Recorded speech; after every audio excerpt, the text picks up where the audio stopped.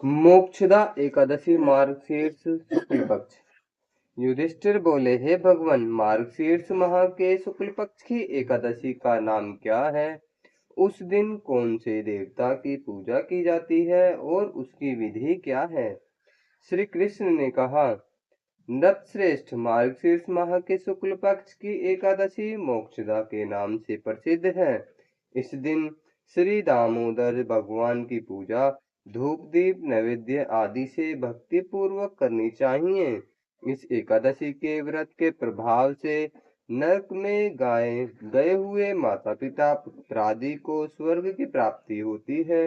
अब मैं पूर्व काल की कथा कहता हूँ। चंपक नगर में द्वैखानस नामक राजा रहते थे। एक रात्रि स्वप्न में राजा ने अपने पिता को नरक में पड़े देखा। उनको स्वप्न बड़ा आश्चर्य हुआ। प्रातःकाल होते ही वह ब्राह्मणों के सामने अपनी सब स्वप्न का कथा कहने लगे। राजा बोले, ब्राह्मणों, रात्रि को स्वप्न में मैंने अपने पिता को नरक में पड़ा देखा। उन्होंने मुझसे कहा, पुत्र, मैं नरक भोग रहा हूँ, मेरी यहाँ से मुक्ति करो। अब मैं क्या करूं? आप लोग मुझे किसी प्रकार तप दान आदि को बताएं जिससे मुझको मुक्ति प्राप्त हो। उस उत्तम पुत्र का जीना व्यर्थ है जो अपने पिता का उद्धार न करे। ब्राह्मण बोले, हे राजन, यहाँ से निकट पर्वत मुनि का आश्रम है। वे भूत और भविष्य के भी ज्ञाता हैं। आप यह सब बातें उनसे जाकर पूछ लीजिए। ब्राह्मणों की बात सुनकर राजा मुनि के आश्रम पर गए। राजा ने जाकर उनको साष्टांग प्रणाम किया। पर्वत मुनि ने उससे सातों अंगों की कुशल पूछी। राजा बोले, हे देव ऋषि, आपकी कृपा से मेरे राज्य में सब कुशल है, परंतु मेरे मन में अशांति रहती है। उसका कुछ उपाय कीजिए। पर्वत मुनि ने एक मुहूर्त के लिए नेत्र बंद किए और भूत भविष्य को विचरने लगे। फिर बोले, हे राजन, मैंने योग बल के द्वारा तुम्हारे पिता के समस्त कर्मों का ज्ञान प्राप्त कर लिया है।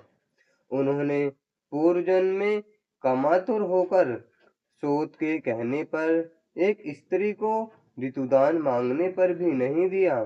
उसी पाप कर्म के फल से तुम्हारे पिता को नरक में जाना पड़ा है। राजा बोले, हे भगवान, मेरे पिताजी के उद्धार हेतु आप कोई उपाय बताइए। पर्वत मुनि बोले, हे राजन, मार्गशीर्ष माह के शुक्ल पक्ष की में जो एकादशी होती है, उस एकादशी को आप उपवास करें और उस उपवास के पुण्य को अपने पिता हेतु संकल्प छोड़ दें। उस एकादशी के पुण्य के प्रभाव से अवश्य ही उनका नरक से उद्धार हो जाएगा। पर्वत मुनि के वचनों को सुनकर राजा अपने महल को लौट आए और कुटुंब सहित मोक्षदा एकादशी का उपवास किया।